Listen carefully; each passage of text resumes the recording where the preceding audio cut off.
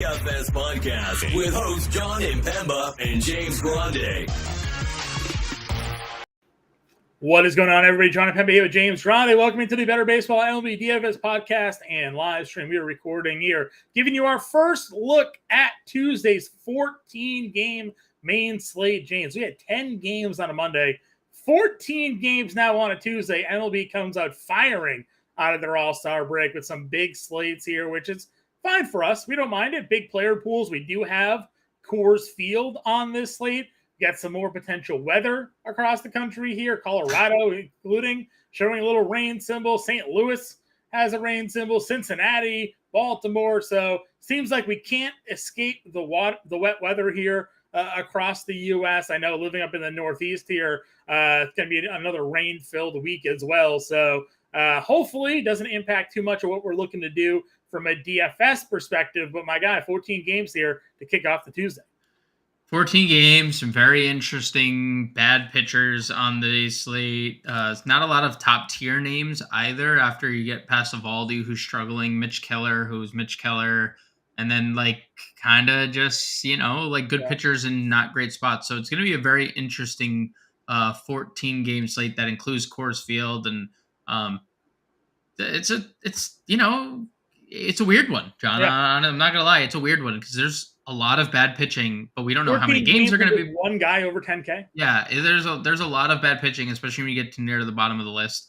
There's the best two hitting environments in the league on this slate. There's a lot to dissect, so let's not waste any more time. Yeah, let's give a quick shout out here to our partners over at Real Time Fantasy Sports. Go to rtsports.com/alarm. Use promo code ALARM23. That'll get you a 100% deposit match. Up to $200 for new users there. DFS Pick'em games. We know, of course, that they also have all of those best ball contests that we got going over there. You can play at real-time daily Pick'em contests. You set a lineup of player props, hit them all, and win. NFL, MLB, NBA, PGA, the Open Championships this week. I'll have our RT Sports PGA Pick'em props out on Wednesday, so be sure to check that out over on our YouTube and Twitter channel feeds there. You go to rtsports/alarm. Again, first-time depositors get a 100% instant match up to $200 with deposit code ALARM23. Please play responsibly. If you need help, call 1-800-GAMBLER. So James there, partners over at RT Sports, doing a lot of great things. Highly recommend everybody go and check them out. Let's turn our attention now over to the DraftKings main slate here again. 14 games on tap. Pitching. You talked about it. It's interesting, right? Evaldi at home, but against Tampa. Keller at home against Cleveland. We got Edward Cabrera coming off of the IL to face St. Louis at $9,700. Question mark. Joe Musgrove against Toronto, and Alek Manoah back on the mound again for Toronto, coming off of an okay start last time out for them. $9,600 for Musgrove. Taylor Wells against the Dodgers at $94. Giolito, who could potentially be wearing Dodger blue soon, at $9,300. He's going up against the woeful Mets. Sorry, Vreeland. Bailey Ober at $9,100 going up against Seattle, but they got Woo on the mound here. That's your 9K and above tier, and I gotta be honest with you, man. I don't like any of it. Maybe Giolito. Maybe, but I don't know. I don't think so. I don't know. I mean, there's not a lot to like. There's not a lot to like. Bailey Ober probably. I would say Ober is definitely up there. He's been fantastic, and early in the year there was the peripheral stats that maybe suggested he was pitching above his actual level, but that has not been the case. He just continues to pitch well. There's games where he slightly struggles, like in the Boston-Detroit starts. 8 strikeouts in the Detroit start to make up for the 3 earned runs. He still struggles through that Red Sox start, still gets you 6 innings. He's giving you a pretty safe floor at this point. I mean, he's had one start with less than double digit.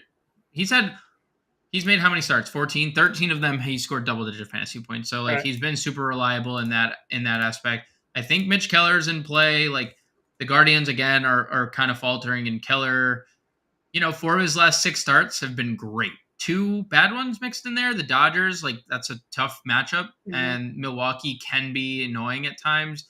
We talked about their inconsistencies all year, but in Arizona, 7 scoreless. Home against the Padres, 6 innings, 1 run. In Miami, who has been a playoff team the entire year. Like he's had some tough matchups and has fared well. 4 of the last 6, 20 fantasy points. Cleveland's not an entirely tough matchup for him. Those would probably be the 2 guys I'd go over 6K or 9K. Giolito, he's okay. If he even makes the start, like we don't even know when he's going to be traded. He's going to be traded at some point. Like the White Sox are dead in the water. Not you can get to Evaldi, I guess, but he's didn't exactly pitch all that lights out going into the break. He had that amazing stretch in May and June, or April and May, whatever that stretch of starts was. Kind of limped into the break, especially against the Red Sox, and so you can get there if you want. But I think it's Cooper and Keller for me over 9K. Yeah, I mean, I understand a lot of people probably looking to go to Keller for sure. Again, I don't mind Giolito, but Ober definitely stands out. Guys under 9K maybe gets a little bit more interesting here. Herman had another no-no going for a bit, and then he ended up giving it up. And then, it's kind of down from there. But then look what he did against Chicago. 6 innings, 1 hit allowed, got taken out after 74 pitches in that game. Was there weather involved, or they just pull him at 74? Like, why would they yank the chain so soon there? Because he has control issues and started walking people in that inning, and Yankees have a top 3 bullpen in the ERA in the league, so why not go to them? So we've seen Domingo Germán's inconsistencies at play the entire season. He followed up 15 earned runs with a perfect game, and then he came back out the next start, couldn't even get through 5 innings. Right, that's just been Domingo Germán's MO the entire year. I'm not going there. I have, outside of the one game, I think you were away and me and Colby wanted to target Domingo Germán, and guess what? Had a perfect game. Yeah. I've not lost money from not fading Domingo Germán, and I'm not going to lose any money. Sure. Does Skubal ever get over the pitch count here? He's up to 63 pitches last time out. He's been phenomenal. He's been the Tarek Skubal of old. He gets an interesting spot here against Kansas City. But you got to be worried about the pitch count.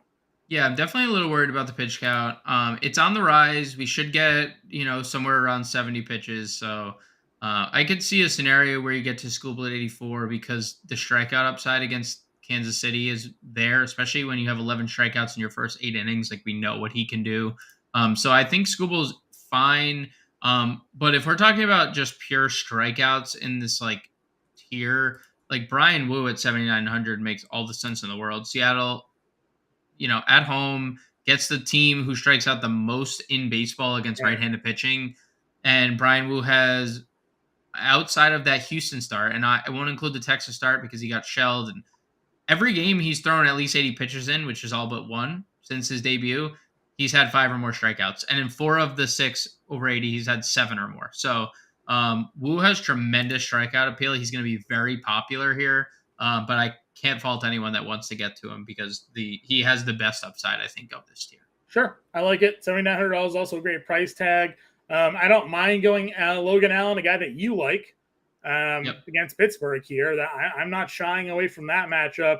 Obviously he's drawing the tougher pitching opponent going up against Keller. You also have to look at that pitch count or the innings for him lately. Not going too deep in games. 4 innings against Oakland, 3 2/3 against Kansas City. Pitch count's been fine. It's just like he's throwing too many pitches in too few innings here for us. But the talents there in Pittsburgh is just they're settling into what. Yeah, they're bad. They're bad. So. They're bad. So I don't actually. Again, I haven't ever pitched to Logan Allen this year. I know you've been high on him. I think we can look there. Attacking Yankees lately hasn't ever been a terrible option. I don't know how you feel about Patrick Sandoval coming off of a good start against San Diego, got lit up against the White Sox, but had a shutout against Kansas City. I mean, obviously the up and downs of a Patrick Sandoval here, but again, the Yankees lineup is just trash. So it really is the up and downs of a Patrick Sandoval because he's been pretty bad outside of that last start. I'll throw one more hat into the ring. I will say Alek Manoah here. The Padres offense has been terrible. Say what you want, all the trade rumors swirling, he looked really good in his return. And was it Detroit? Yes. maybe we figured something out. He had right? 11 Ks in that Double-A rehab start, right? And then they called him up, and he 6 innings, earned and 8 Ks there. So I'm with you. I mean, I was looking at it earlier today. Has there ever been a team that spent this much money that's been this bad? I mean, right down the list: Machado, Tatis, Soto, Bogarts, Darvish, Musgrove, Snell. They paid Hader. Like Cronenworth got a huge deal this year. Like it's the Mets and the Padres are right up there with each right, other. and like all of that money resulting in an under 500 record, and now John Heyman's out there saying that they're open to trading Soto. Like, I know, it's crazy. Jesus. So yeah, I'm with you there. Manoah at 7,100 is interesting, risky, obviously, but interesting. Right. I definitely don't mind if you're multi-lineup-ing. There's that one. Can't do Taj Bradley. The strikeout upside's great, but just not this spot. And he's too wild. So that makes it a little tough here. I don't want to do Elder against Arizona. Everything after Manoah is just disgusting. Could you get to Carrasco? I would say Carrasco is the lone guy down here I'd be willing to play coming off his best start of the year. And what have we said about the White Sox all year? Now, but here's the thing. Carrasco, you've also been the first one to say there's been reverse splits. What do the White Sox have? All righties. Their entire lineup is like just full littered of they have Benintendi. They have, Eloy hit the IL. Shocker. Like that's obviously a downside. Well, I guess not the IL, but he got hurt again. Assuming an IL stint is near. What do they have? They have Colas, and he's been bad, and they have Sheets. So, like, I know what you're saying because Carrasco is coming off his best start. We just have to remember, like, he does struggle versus righties. That's the one thing. All right, so that's how we look at the starting pitching. Again, I think we're both in agreement here. We like both pitchers in the Minnesota-Seattle game, whether it be Ober or Wu. Yep. And then you're kind of dart throwing around. Keller's the other spend up. Skubal, maybe if we think that he's going to get a pitch count limit. If he comes out and says he's throwing 75 pitches, do you have interest at 8,400? Absolutely. Yeah, I kind of agree with you there. Are we fading Monty at home against Miami? Fading Monty at home? I mean, we didn't really highlight him. He's been very good. I'm not against playing Monty. I think there's merit to playing Monty. I think Miami is really good against lefties, so like I think there is merit to both sides of that argument. No, we didn't talk about Hunter Brown, but he's in Coors, so always. The strikeout potential is great. 7, 7, 6, and 8, the last 4 for him. So it's just whether or not he can dance around the Rockies and Coors lineup. So, all right, let's go to hitters. Talk to me about the infield. Give me your top infield hitters for this slate. Yeah, so obviously 14 games. There's going to be a lot. I think Ohtani and Olsen stand out right off the bat. If you want to. We don't need to elaborate too much. Home run call on Friday. Hits a grand slam in the first inning. Hits a grand slam. And now we get Davies, who struggled mightily against left-handed bats specifically. And he's a garbage human being. He's been bad against. And he's a garbage. Yeah, so it's great to stack against him in Atlanta in this game. Truist ranked 6th highest in runs per game. I think it's a kind of a slam dunk for Olsen here. Same for Ohtani. Same thing can be said for Ohtani. Rafael Devers should be back in the Boston lineup after missing Monday's game. I love the Cincinnati Reds in this spot. So Elly De La Cruz, who's now only third base eligible, by the way. We lost, even though we called up CES. CES also third base only. So thanks it's wonderful. So now third base only Elly De La Cruz, 6,500 against Anthony DeSclafani, who is another guy just struggling specifically against one split. You had Votto there at $4,600 as well. Looks pretty good. Yep. I think the Reds are going to be a pretty popular decision here. And then, I love tacking some Michael Grove. That's one of my favorite things to do in the world here. Just looking at Baltimore, they're chock full of guys. If you want to spend up a catcher, Adley's heating up, 333 over his last 10 games. Gunnar Henderson, he has started to heat up again, 850 OPS over his last 10. So I like both those lefties in Rutschman and Henderson. Michael Grove against left-handed bats this year still continues to be trash. 345 average, 1,000 OPS, 430 WOBA allowed to lefties. We know the Orioles have a boatload of lefty bats in their Mullen, lineup. Frazier, Henderson, Santander will bat from the Santander. left side of the plate. Adley will bat from the left side of the plate. So yeah, Kowser, their Yep. call up. O'Hearn, Frazier, like they have a lot of O'Hearn too. bats. Yeah, I keep forgetting about O'Hearn. Always, I was good. Yeah, I'm with you there. I think the O's are going to be a pretty fun team on this slate. Other guys for me, I think if we're looking sort of at the top of the position here, I'm kind of with you there with the Reds. I think there's some good options to target them there. I also think that we could go against Trevor Williams here with the Cubs. Morel, we know, has a lot of power against right-handed pitching. Could see if maybe a spark for a home run out of him here. He's second and third base eligible. Nice. We're getting infield eligibility for Morel second now, and third base eligible here for Christopher Morel. Bobby Witt's down to 4,400. I know I like Scooble, but also Witt's been hammering lefty, so I'm kind of feeling that price tag as well with some of the guys that you've mentioned here. Yeah. So Love Morel, we know he's righty split, and Williams has actually been worse against the righty split this year. I like that. He's just kind of slowed down a little bit, but we know he's due. This is what you're saying. He's due. He is due.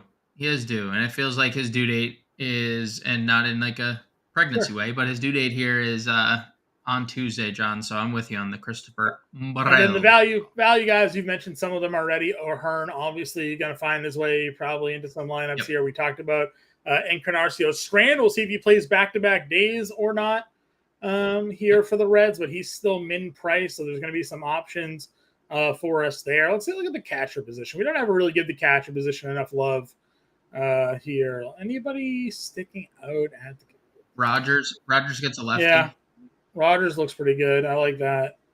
Haas gets a lefty and Lynch. I know. I don't think this year that split's played out as much. No, it but hasn't.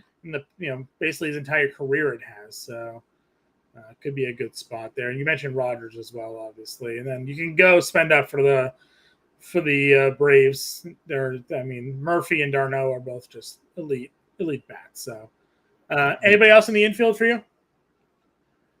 I like some Tigers value going up against Lynch. Andy Ibanez has been good against left-handed pitching. Torkelson hits lefties. We didn't mention Houston, Rogers. But they're in course. So Dubon, Abreu, Bregman, Pena is on the IL, right? Did he go on the IL? He's day-to-day. Tweak something hamstring, on Sunday, so nothing official. Abreu 3,700. That's really good value. Yanier Diaz 44, Dubon 42.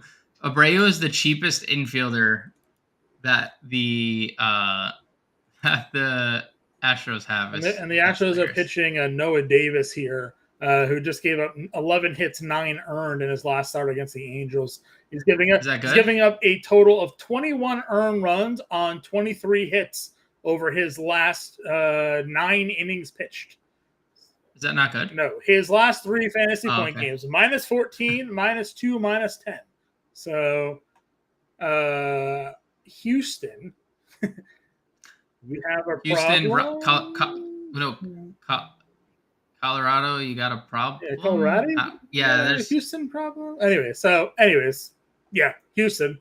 Houston guys are all looking pretty good. Bregman at 49, the most expensive of the group. So let's see. When's Altuve coming back? Altuve ran the bases before Sunday. Will travel, but he will require more time before he's able to go into rehab. So no Altuve. Did we get Jordan back yet?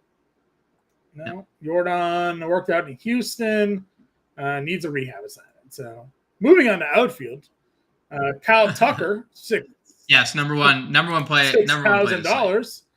He's going to be so popular. Dude, we've said this forever. When he is streaking, he is effing streaking, and there's nothing you can do about it. Like, when he's this good, there's nothing you can do about it. Yeah. So in on Kyle Tucker. In on Acuna, 66 against Davies here. Why not? Guy is an absolute menace when he wants to be. 2 homers and a stolen base against the White Sox a couple nights ago. The Shohei Ohtani show, 6,400 Boogie Betts.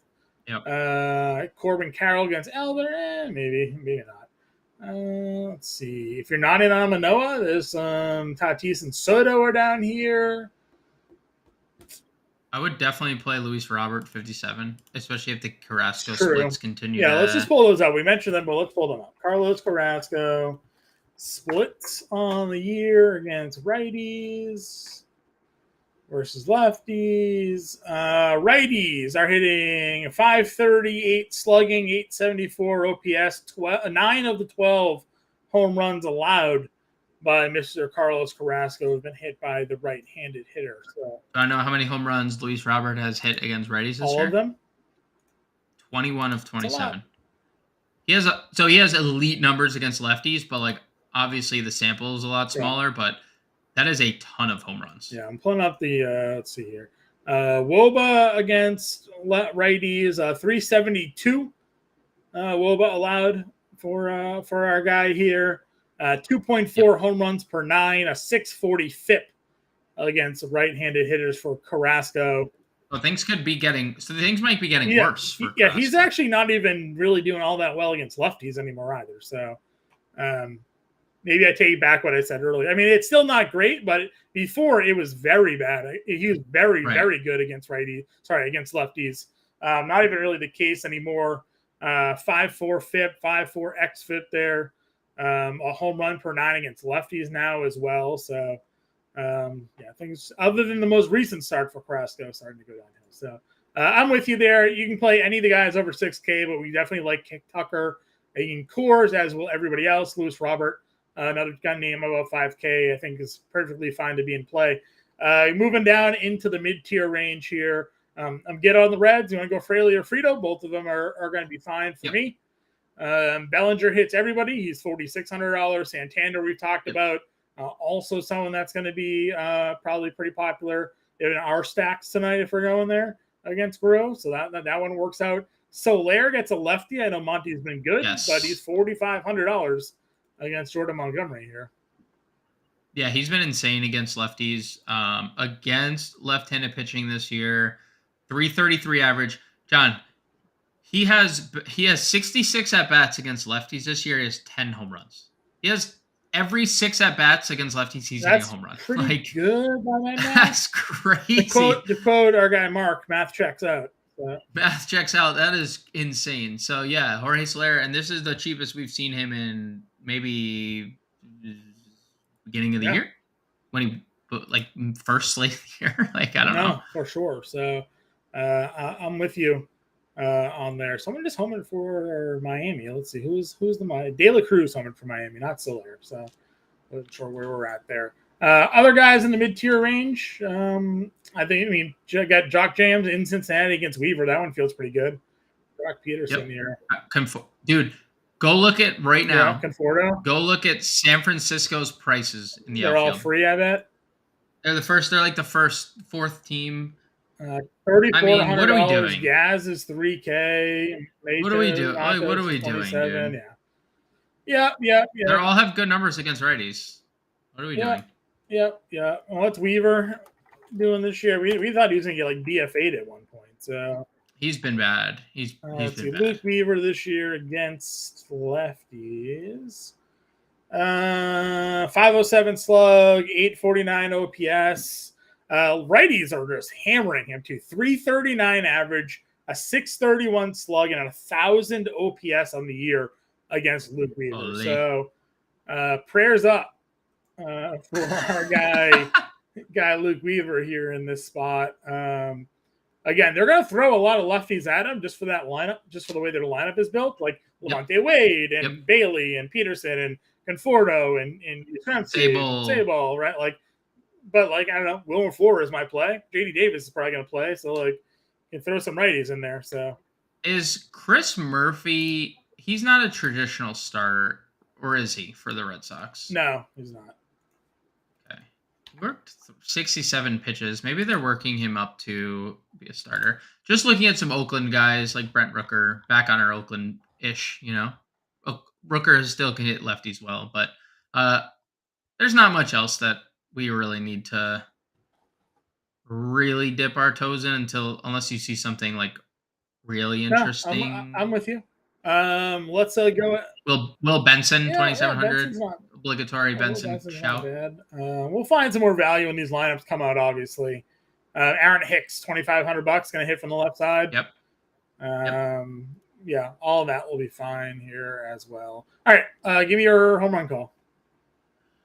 Home run call is going to be Ellie De La Cruz. Okay, top stack.